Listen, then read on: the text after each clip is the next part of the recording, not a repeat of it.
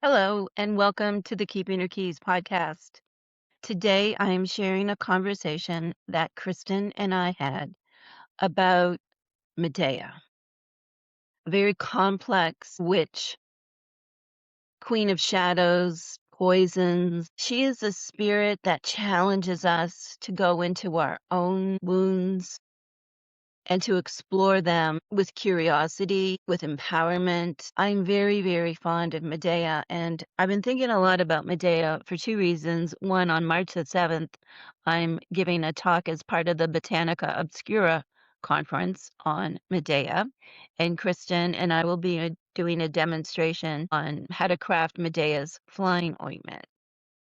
I've been thinking a lot about Medea for another reason, and that we're living in this era where we are just seeing how treacherous powerful men can be, how they can prey upon vulnerable women, especially in the case of all that's been going on in the media with the Epstein files, children, and even like whisk them off to their island where they are basically spellbound or shackled in, they don't, their sense of free will is taken from these girls and women, and that leads them into life altering, very damaging situations because they don't have the power to say no in this situation. And that this has a lasting impact on them. And that these women tend not to be believed, and the women and girls, that they tend not to be believed by a lot of people, including women, some women, and the men get off scot-free and often get portrayed as heroes. We see this today, and we see this in Medea's story. Medea, who was a girl and at the hands of powerful men, and also a spell that was cast upon her by a woman, by Aphrodite, I believe, that she lost her own free will in this situation. And, Jason used her. He used her to do his work for him, including killing her own brother in the mythology, resurrecting his father-in-law from the dead. He used her. And then when he was done with her, he cast her aside. And in the later telling, the one that most of us are probably more familiar with, which was written by Euripides himself, a powerful man who was seeking to control the narrative of Medea and all women, he recast the older story so that in the end, it wasn't that Medea escaped with the aid of local residents. It was that she turned a matricide and killed her children. And this was done because to the Greeks, the children, particularly male children, were the property of the father. They did not belong to the mother. She did. And this play of Euripides that 2,000 years later is still the dominant discourse about Medea. It is a parable in the way that women are used and abused and then vilified. Medea never had a chance. She never stood a chance.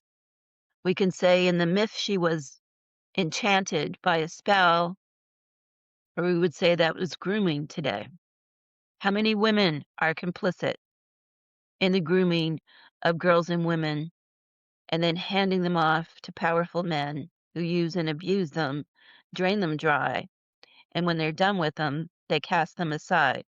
And yet those women are vilified, and the man is portrayed as a hero.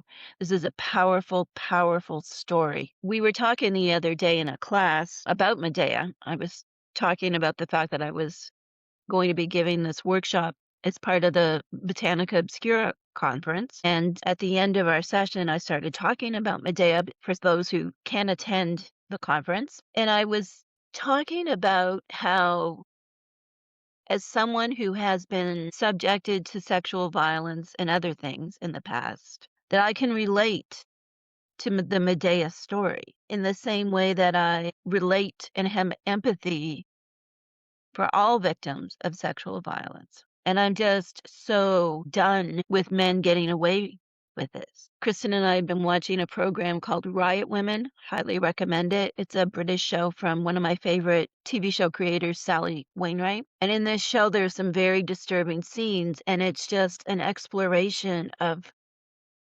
why are men still getting away with the shit that they do, and all of the ways that women have to put up with it, yet also find their power. Like, this is about menopausal women forming a punk band, I should say, a punk band, and going off and finding their voice and expressing their rage through songs and not putting up with the bullshit that the men in their life throw at them. Listen, I have 2 sons. Not all men are problematic. Not all men are sexual predators. And yet, even healthy, wonderful men have that shadow cast over them as well, because no woman can just blindly trust a man. It can't be done. We are never safe.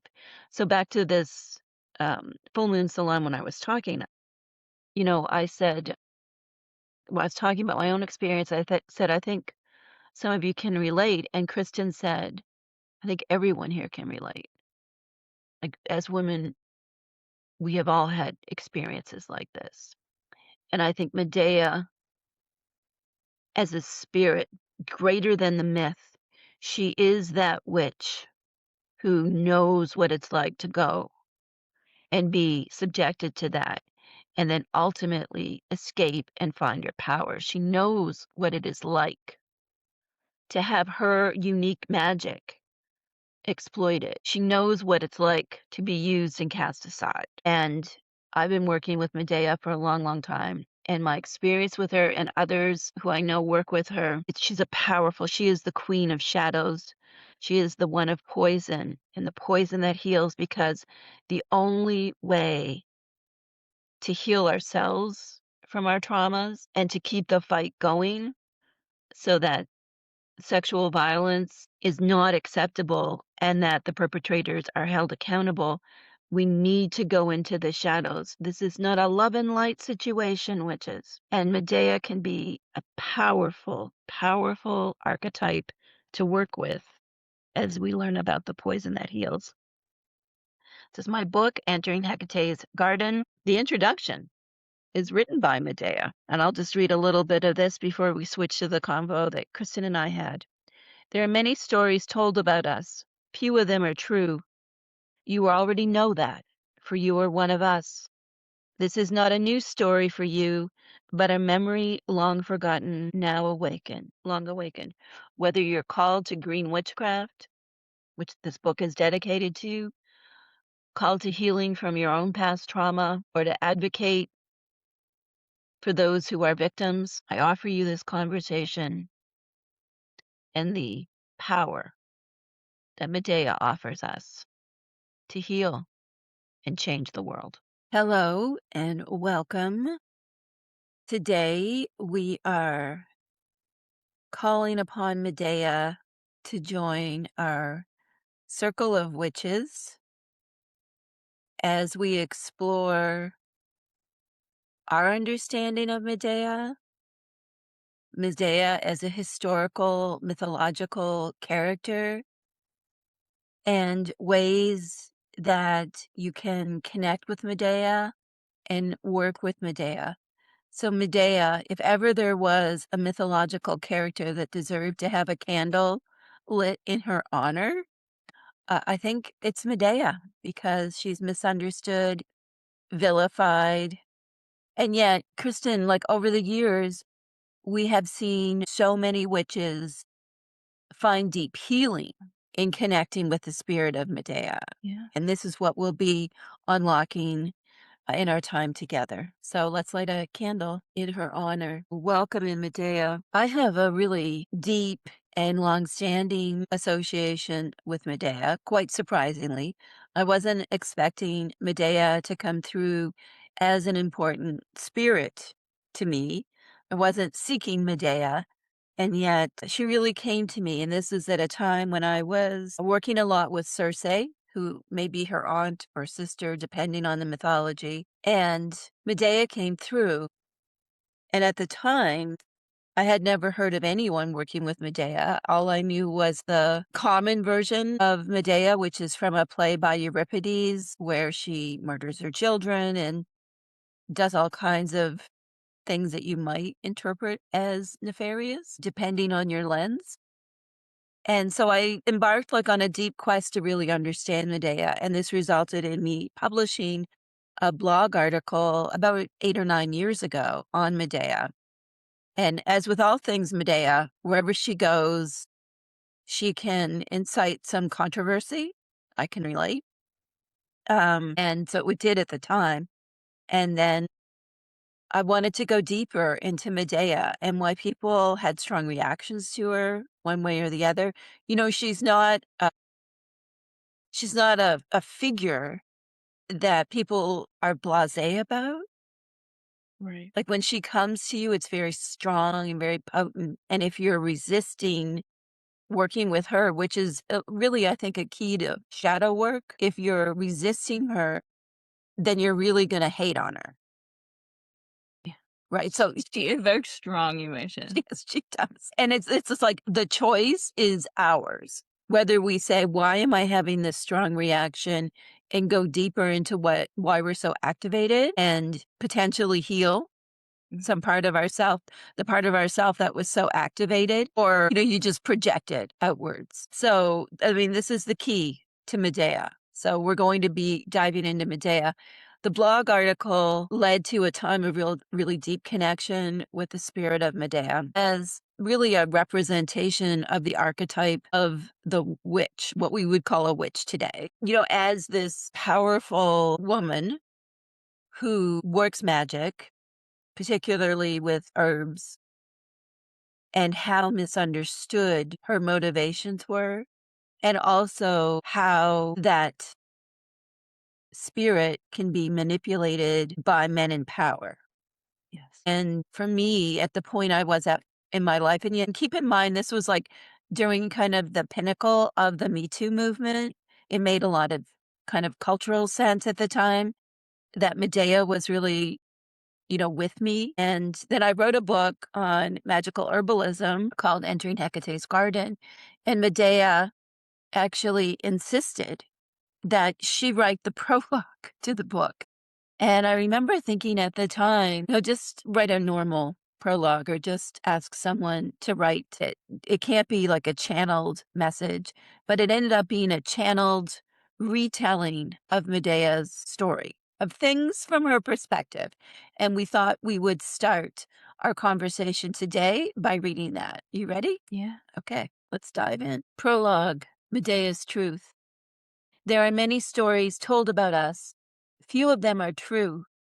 You already know that, for you are one of us. This is not a new story for you, but a memory long forgotten, now awakened. The plants of our mother called out, and you answered. Return with me now to her garden. Sit within her sacred grove and remember. In the beginning, there was only darkness and light.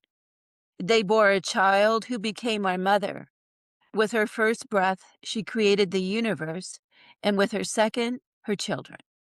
She, in her infinite wisdom, made us of her, uniquely crafted so we could summon the spirits of the world she created for our use. Hecate knew that without challenges to temper our talents, we would quickly become restless. So she created the others so that we might learn from them. Their love and hate taught us the lessons necessary so we could transcend our weaknesses. They were the humans, and we were her witches. Mother knows best, although we often fail to see this. She created me and my sister, and all the witches are our descendants. She taught us medicine to heal ourselves and others. This medicine did not merely ease our suffering, but offered us entrance into her mysteries. She desired us to understand pain so that we could experience joy. We acquired power through weakness and hope through despair. Our companions were her pharmakoi kyrios, the plant masters, whom we wove into our charms and spells. They protected us from the harms of the humans who feared us. We were and remain one with her plants. They are bane and blessing, the poison that heals. Our ways were not welcomed by those who feared our power. At their hands we suffered greatly. Through their words we were reviled. It is now time for you to remember the truth and cast aside their lies. We are rising. The men created their own gods, forever reminding Mother that she, too, must bear her burdens. These gods, made in the image of men, feared Mother. They sought to rob us of our rightful inheritance, that of the green world. Through their so-called civilization, they defiled the natural ways. But you already know this. When I was young, I thought that I knew everything. I would not listen to Mother. She knew that my willfulness needed to be tempered through experience, so she did not interfere with my foolishness. Most likely, you have already learned this. Mother waits. She welcomes us into her sacred grove when we're ready. There are times we rush into her garden without thought. Perhaps you, like me, have denigrated her treasures in order to please a man. This was my failure, or so it would appear if you believe the stories they tell about me. Truth be told, it was my necessary lesson. I had to learn not to give away my power to the unworthy. Jason came to me not out of affection, but out of greed. He had heard of my powers, such as they were when I was young. They are much stronger now. Even in my youth, they were considerable. Jason's gods preyed upon his ambitions. They instructed him on how to seduce me. Lonely as I was, I succumbed easily. Not only did I welcome him into Hecate's garden, but I put a spell on the guardian of one of the most sacred pharmakoi, whom you call oak. This was the tree of knowledge, whose branches held the most powerful medicine. The serpent who protected this medicine, I put to sleep in the name of my desire. That much of the story is true. Most of what you've heard has been twisted to make me the villain. This is a lie. Jason was a violent and greedy prince. I was heartbroken after all I had done to earn his affection. You see, I had raised his father from the dead, banished his enemies, and assured his power, only to be cast aside on his whim. What they tell you is that I killed my children. If I were to concern myself with the beliefs of humans, this is the only part of the story that would bother me. Look into your heart, for mine is within yours. You know I didn't murder them. They live on still as your angels and guides. I merely spared them the burdens of humanity. As for the serpent who guarded the oak, he has pulled my chariot across the starry road ever since. My sister has always been stronger than me. You know her name, for she has returned to your world. Circe has spoken. We all must heed. Yes, I can still have my moments of pettiness when it comes to her. I languished with Jason while she flourished on her island. She would tell you how she suffered at the hands of men, the story she spins of Odysseus, the web of deception he spun around her until she no longer knew her own name. Her son lives on. I will say this of my sister. Her medicine is that of revelation. She didn't turn men into pigs. They had always been so. Same thing for that maiden who was a monster in disguise. There are those who have spoken ill of Mother over the centuries, the same sort who spun their false myths of me and Circe. They created their false religion to control us, and they sought only to destroy the medicine of the green world. They tortured and murdered her children. We were forced to protect ourselves. That time is past. Now the time has come for you to remember the magic, medicine, and the mystery. Return to Mother's garden. Medea. It is a strong letter from Medea. Even now, I think I probably channeled that 6 years ago now, maybe. Yeah.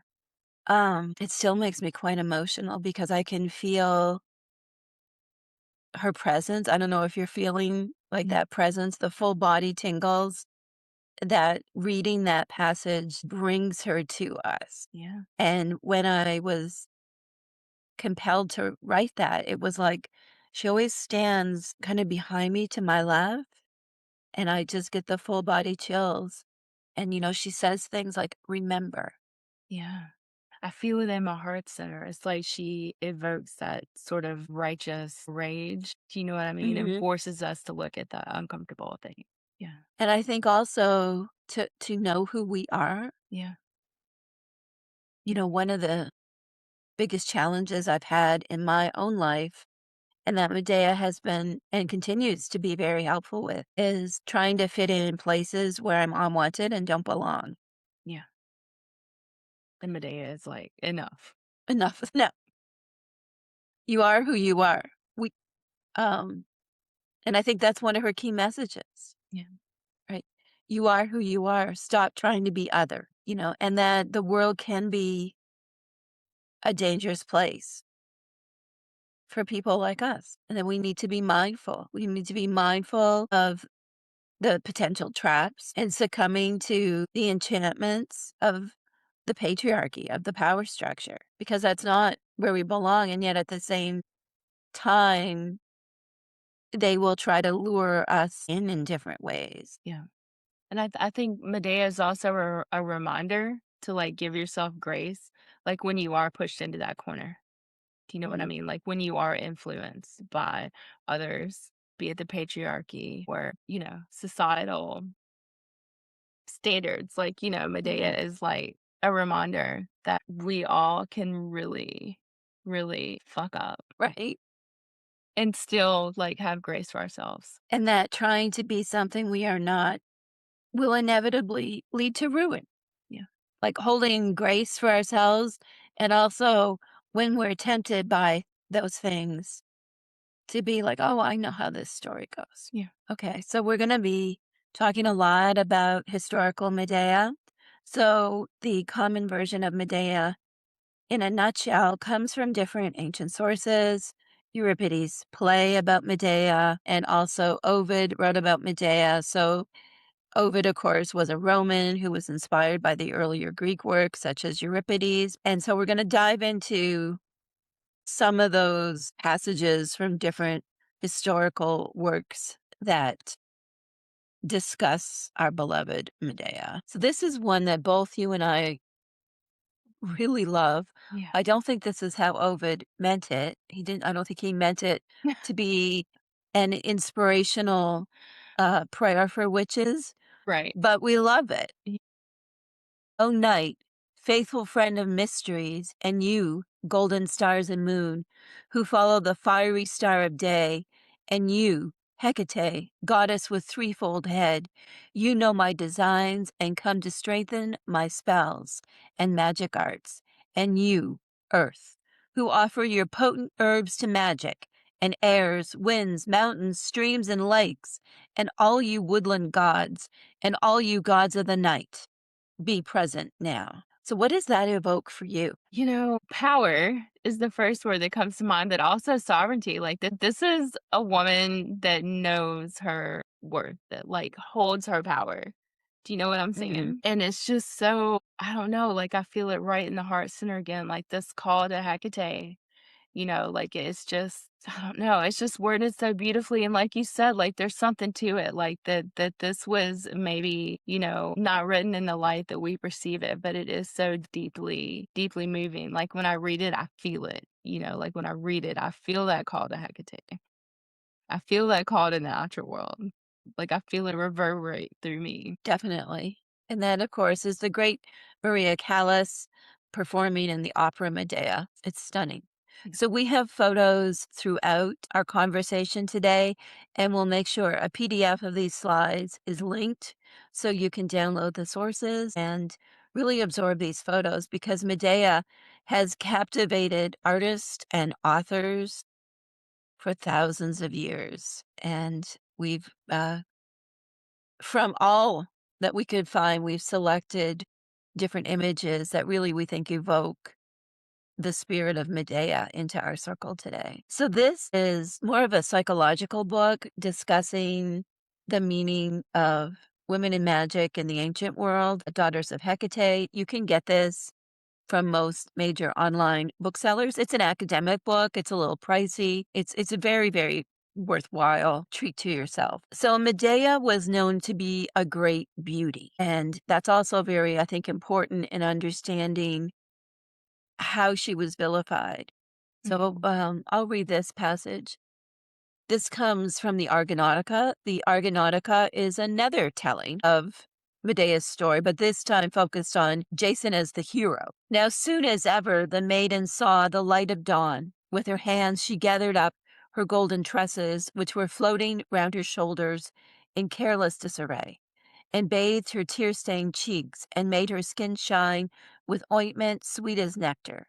And she donned a beautiful robe fitted with well-bent clasps, and above her head, divinely fair, she threw a veil gleaming like silver. I think this is where we need to introduce into what we're talking about today, like who Medea was. So across all the different versions of this story, Medea is always portrayed as this beautiful foreigner and who comes from this family. Again, her father is Aedes, her aunt or sister, depending on the version, is Circe. So she comes from a family lineage that is like foreign to the Greeks, and they are practitioners of magic. And magic in ancient Greece was complicated because magic in a sense, was part of religious practice, but also certain types of magic, which you might call like the dark arts or something to be dramatic, was not. And there's this cultural context in ancient Greece where foreigners aren't trusted. And I think, that's a theme that we still see playing out in the political area today, right? Like, Yeah. oh, you can't trust foreigners. They're nothing but trouble. And, Greece was always waging wars. And there's some evidence that Medea, the name Medea, which, what does it mean again, the name Medea? Like cunning? Cunning or shrewd, that she's not straightforward. She's not, the name Medea means something specific. And there's also evidence that she dates back much further than the Greeks and even to the ancient Persians, that, there was a representation of the divine feminine that was called Medea that kind of predated Zoroastrianism, Mithricism, like, so that there's this, she was a figure coming from Persia, modern day Iran, that perhaps was known in the earliest tellings of this story, and that the name meant cunning. And so her story, although on one level it works as this personal tale, reminding us, like, as a magical spiritual woman, or whatever gender you identify with, that the powerful will seek to entrap us, to remind us, to be careful about how we use our power, to Mhm. stand in our power, and also offer like the healing from making our own mistakes and our own trauma. So, on one level, the story really works like that. But what we wanted to bring in here was the geopolitical, social, broader context of this story that really fleshes out what it was all about, what it would have meant in those days. So it would have had this connotation. Here is this Persian, or in other versions, she's a different nationality. It doesn't matter so much. It's just that she was from the other side. Like Mhm. she was from the people that the Greeks didn't like to start with. So she had the deck stacked against her from the get-go, but she was beautiful and she was magical. Taking her as a bride had real political implications for Jason. But it was also this metaphor for the ever ongoing wars between Greece and its adversaries. Is how, this is, it's not exactly propaganda, but it's kind of a bit of propaganda that, stay away from foreigners. They're nothing but trouble, especially like Euripides' version and how she's portrayed in the Argonautica and even Ovid. Yes, she's powerful. She's all these things, but foreigners. At the heart of this story in all the different versions is that Medea is what we would call today a witch or a pharmaca, back then a sorceress, that she casts spells, she summons spirits, and that she has magical powers in working with plants, and that she has this divine, strong connection to Hecate. In the garden book, I say she's like her spiritual mother. In some versions of the story, she is her actual mother. In other versions of the story, she's kind of like an auntie further up the family tree. But what matters is that, there is this kind of mentor mentee association that even in these works of fiction, it talks about Hecate, like she summons Hecate and so on. So there's this connection with Hecate, and Hecate is always not only about, like, spirits and magic, but she's also about thresholds and about, like, being in that threshold moment and choice and, like, having to choose between opposites, but also perhaps being like you're in one place, but you're not of the place. Like that kind of liminality. So this is from another scholarly article about Medea, Medea of Euripides, and comparing that to the Old Testament. I've said a lot about this story. What do you want to bring in right now? I don't know. Like, what's really sitting with me right now is this idea of like Medea coming from afar, coming in as a foreigner. Like, what I don't really know how to say what I'm trying to say, like, what that meant for her, and also what that meant for the ones trying to use her. Like, for example, Jason. Like, what does it say? Like, oh, I'm special when I bring this person into my circle. Oh, I'm special. Like, when I use this person for, gain, like personal gain. Do you know what I mean? Like, I don't know, like, being used, period. Right, being like a pawn Yeah, yeah, yeah, and like her realization of that. yeah, And at the same time, like you said, there's Medea has a lot of power.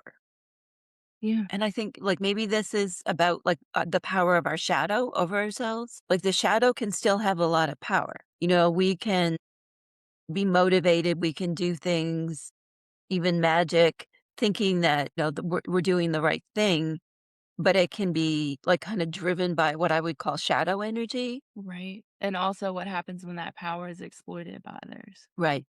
The shadow that is other, Yeah, right? So there's the interior shadow, but then the shadow that is other that brings out the worst in us and mm, forces us to do the worst. I think just kind of the quote on this slide talks about a couple of different versions of the story. So one is that she comes from Colchis near the Black Sea to Greece, and then there's another one where she comes from Iolcos to Corinth. So the common version that you probably already know is where Jason marries Medea. They have children. She does a bunch of magic to help him become super powerful. And then he abandons her for a new wife, and so she murders their children out of rage and desperation. But the older version of this story, before Euripides reinterpreted it, was that they were in Corinth. That's interesting. We were just watching mhm, a documentary on Corinth, we were. and that so they were in Corinth, and the Corinthians actually killed the children, kind of in a like a rebellion. So there's different versions of the story that exist. I'm looking at this slide, not just cunning, but, to know wise advice. And does that reference her special relationship with Hecate? And also, that she was the granddaughter of the sun god Helios. So he's one of the old gods, Mm, one of the titans like Hecate. And I think I'll just keep reading this one. She's presented as someone who has access to advice from a supra-human dimension and can even conquer the powerful dragon. So maybe we should get into this part of the story a little bit because this is what inspired the name of the book, Hecate's Garden, mm, that in some translations of the Argonautica, which is the big telling of Jason's epic hero's journey, that they call the garden where this fleece that he is after is kept and tended to by a dracon, which is kind of a serpent dragon creature. I know dragons today tend to like have arms and be more like a T-Rex than a serpent, but back then They were very serpentine. And so what he does is he has already been enchanted by a spell from Athena, right? Yeah, I think this is important to note too, though, is that Medea wasn't necessarily acting of her own volition. Like she was spelled. She was spelled by Hera and Athena to fall madly in love with Jason. So yeah, we should mention that at this part of the story. So early part of the story, this is what happened because I think because Medea was really beautiful, she was a foreigner. They wanted Jason to become very powerful, so she was spelled and didn't really have free choice. And I think there's a lot in that for us as well. I think longing is one of the key words for Medea, shadow work is, and choices too. But she had this longing before she was spelled. There was in different versions of the story, she had this longing for like to be called to some kind of greatness in life, Right, right? right. Um, then she's spelled. They go off sailing. You can see the ship in the background. There is this garden, sometimes translated as Hecate's garden or Artemis's garden, depending on the translator. And within it, there is this sheepskin, this fleece that will make Jason super powerful if he can have it and wear it like a superhero cape kind of thing. And protected by this Dracon. And so Medea does a spell that liberates the fleece from the oak tree that where it's kept, and the guardian, the Dracon, is rendered to sleep so they can steal it. And this is where, even though she's been spelled, she starts to get a hint in different versions of the stories that Jason maybe doesn't really love her, right? And then the next part of the story is something happens to Jason's father. Why don't you tell this part of the story? Basically what happens is I want to bring it to Medea's father. So Okay. she kills her own brother for Jason. What was his name? It was Absurdus. His name was Absurdus. That's an interesting, like, contradiction to cunning Medea. And absurd. Yeah. So she kills her brother in hopes that her father will search for him and she and Jason can escape. And so they run off and, well, I think the next stop is Cersei's Island. And in the novel Circe by Madeline Miller, she fleshes this out beautifully, what happened on the island. So if you haven't read that novel, I highly recommend it. So in Madeline Miller's version, Circe kind of tries to straighten her out to no avail. And then something happens they leave, they go on their continue on Jason's hero's journey. She's like his side piece, his trophy Mhm. wife. And Jason's father falls ill, right? And something happens, and then she brings him back to life in a cauldron. Yep, she brings it back to life. Yep. So her magic is growing in power, and Jason is demanding more and more of her. And then over the years, they have children, they settle down. He's, powerful and mighty. And then one day he wants to be even more powerful, so he takes a new wife. Yeah. Medea does not take well to this, as nobody would. Mhm. And when she finds out that they're getting married, she lines this garment with poison and sends it to the bride, killing the bride. Does she also kill the bride's father Yeah, too? yes, he does as well. Okay. Yeah. And then in kind of that final act of desperation, she kills the children in Euripides and Ovid's version and, and the more popular versions, which is different than the older version where there was some kind of rebellion and the Corinthians killed the children. It's a big pivot. And I believe historically Euripides, he did this first. Like he made that literary choice first to take it and make her the one that killed the children. Tried to kill the Greeks Right. because she wasn't a Greek. Right. And so again, looping back to you can't trust a foreigner. You can use a foreigner, look at all she did, but then, oh, look, there reached a point where she wasn't going to put up with it anymore. Mm. And she did this despicable act. It's really, really compelling. I mean, it's no wonder that the story remains popular for thousands of years. Okay, so then Here's kind of a summary of different versions. Either the Corinthians kill the children or Medea kills the children. She flees in a fiery dragon chariot, like everyone should be able to, goes off, marries somebody else, and things kind of get a little murky in the records about what the narrative became about after she married somebody else. So Right. even in the stories, Medea kind of makes her escape, but in a really magical way, but also, linking back to this connection she has with like serpents, serpent dragons, and the sun god, her granddaddy Helios. Yeah. So that's the story.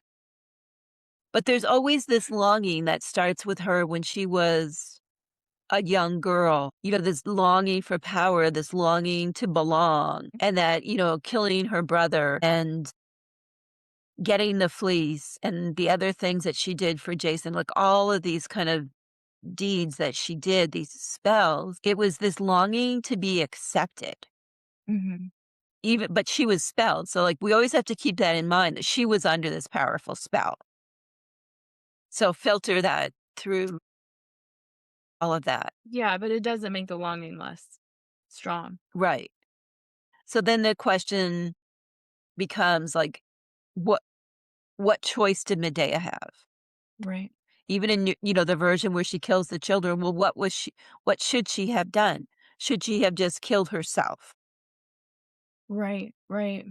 It's because that, how do you end how do you inflict the most pain? Which, in Euripides' version, that's very much, I think the tone of it is that to kill Jason's children, his sons, like that hit him where it hurts. Mm. If she would have killed himself, well, it wouldn't have mattered anyway because she had become useless to him.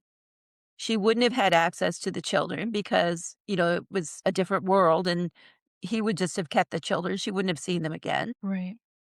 She had nothing. She was backed into that corner. She was backed into that corner.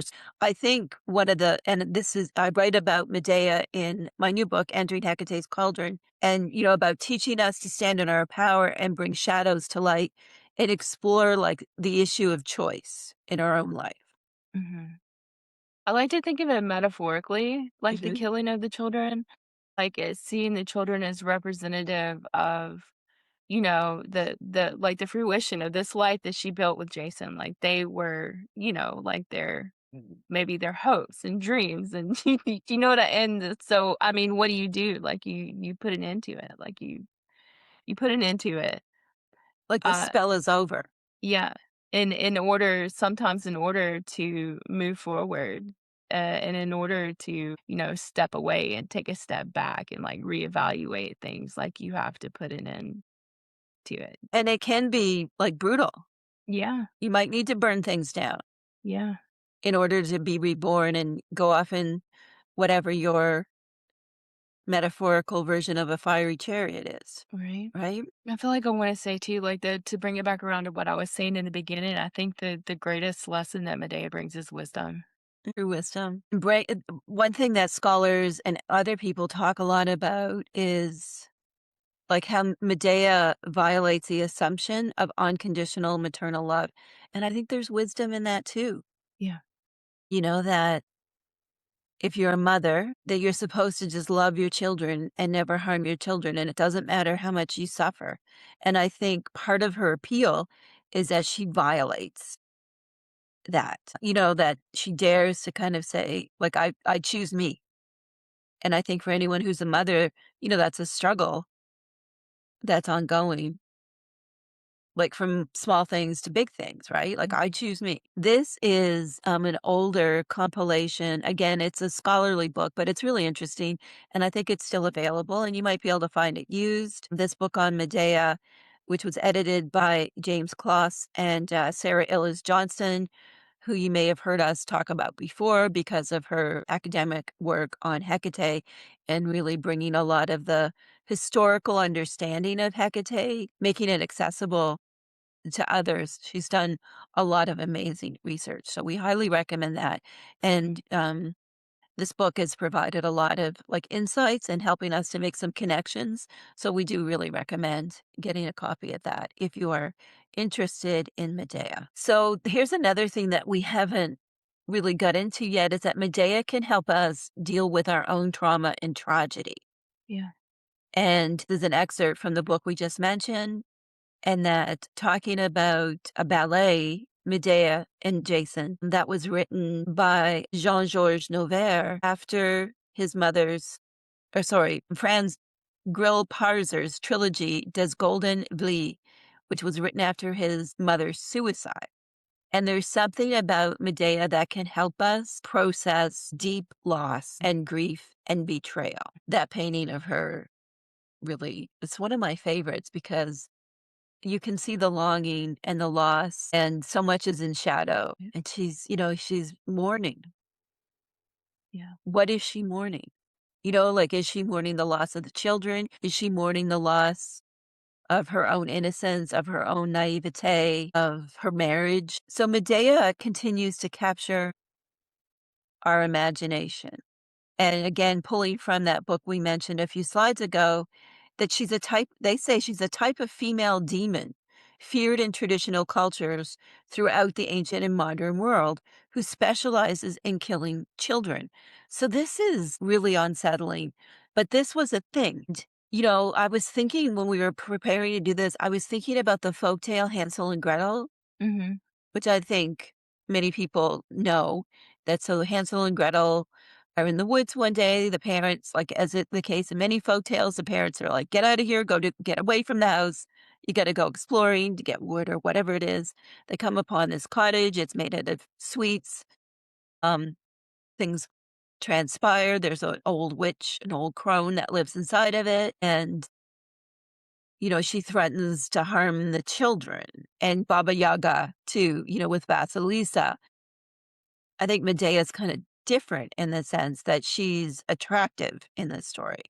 But sometimes these ancient spirits, it could be, right? Like, and it gets really complicated because of how they believe that, like the spirits of children could be harmed in different ways, like their soul and so on. It's really compelling to me, this aspect of the story, in a sense of, like, reclaiming the feminine spirit as, like, multivalent, that, of course, infanticide is horrible. We're not here to glamorize it in any way, shape, or form, but also it's, like, asking the question is, like, what was this need for some people across time and different cultures to be like, "Oh, like, the witch is the one who's gonna be out to get your kids," and the way that was used, Yeah. right, as a teaching tool to, keep kids in their place. So it's almost like in a bizarre way by telling these stories and scaring children into, like, acting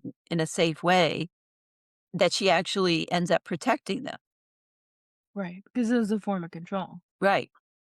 And, and children will get up to things. So I think this is kind of a bit off topic, but Hecate's role is Cortrophus, and then being associated with the restless dead, and it's like, no, like these scary stories actually protect children because it kind of scares them straight, so they don't go in the woods or they don't go off with strangers, right? So it's like, well, these stories serve a protective function even while they maybe vilify the female characters in them. Don't run off with Greeks. I mean, like, that would be one of the overarching if we were, like, taking folk wisdom from Medea's story, it's like, Yeah. be wary of Greeks bearing gifts, right? And that Yeah. links the whole thing to the Trojan War, Yeah. right? Yeah. I'm just gonna talk freely about what's coming up for me right Yeah. now. I'm thinking about, we were saying while Medea was powerful in her own right, like her relationship with Jason, in a sense, was like her loss of her own naivete, right? Like it Mhm. was a loss of innocence. And to bring it back around full circle to her children and to call this full stop and say, like, this ends now. Like they will not be used as a pawn like I was used as a pawn. Like this will not, this is done. Done. Right. That's a really good point. So, this is something we actually haven't got into yet. I'll just read this passage. So, rather than receiving prophecies from a male god concerning future cities, as other virgins do, Medea is a prophetic divinity who foretells the foundation of tyranny. Sometimes Medea's connection with foundation represents her in a positive light, fulfilling a desirable role, as I noted earlier in this introduction. More often, however, cities commemorate her brutality or foreignness. In either case, she is once again a character who challenges a boundary. Here, the boundary between male and female by acting in ways which are contrary to the norm.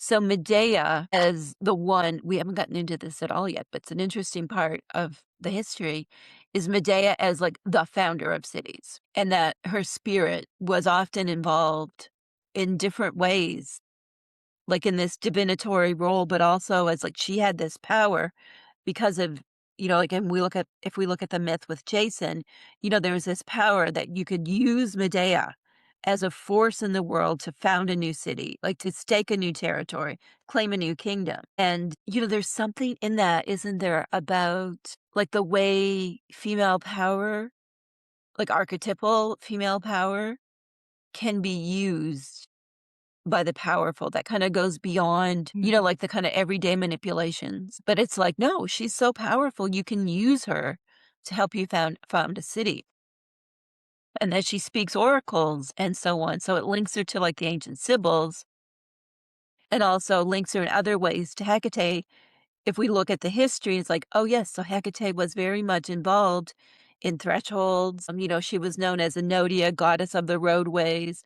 So there's this natural alliance that for those telling these stories and those hearing these stories, what is it would have meant? Oh, yeah, Medea is the foreigner, can help us found cities. That's great. She speaks oracles. She does magic. She's great. She's amazing. But look out, because if you wrong her, she can really cause a lot of trouble, and that's gonna be associated with Hecate, who governs thresholds, roadways, is with men in battle, like in Hesiod's Theogony. So it kind of weaves this broader lens of understanding around Hecate and Medea's connection and what it would have meant to them, like, kind of beyond just the superficial levels in the storytelling. Do you know what I'm saying? Does this Mhm. make Mhm. sense? So I put this on there because this is a good question, especially for us being married to each other. Is falling in love itself a culpable mistake? Like, is that part of the lesson in the different versions of the story? But again, she didn't have free will. She was spelled. Right. But it's like, forgive me for what I did. I was in love, and the gods must forgive me, and so on, because I was in love and I acted out of, I wouldn't say love, I would say, like, desire, passion, Yeah. infatuation, that kind of divine madness. Like, love is, I would use a different word, Yeah, I think passion is the key word here. right? Passion and shadow. Yeah, that you were enslaved to the passions of the shadow. And should we be forgiven when we do really, I wanna say, train wreck things, Yeah. that we kinda make a mess out of everything? Yeah. And can we also forgive others who do this? Right. That's the question, right? Right. So this, again, going on, Medea has become an idol for the sexually, politically, and racially oppressed, who, like her, are exploited and then discarded by their exploiters. And I think that's true. Yeah. This is a quilt. This is a beautiful fine art quilt. Medea escaping. And for those of us who are on the margins, we have felt Medea'd, I would say, at different times. This is another quote. Yeah. So that was the first quilt. She did 2 quilts at least. The note here I wanna bring forward is that, I'll just read it. Perhaps this is why Medea continues to challenge our imaginations.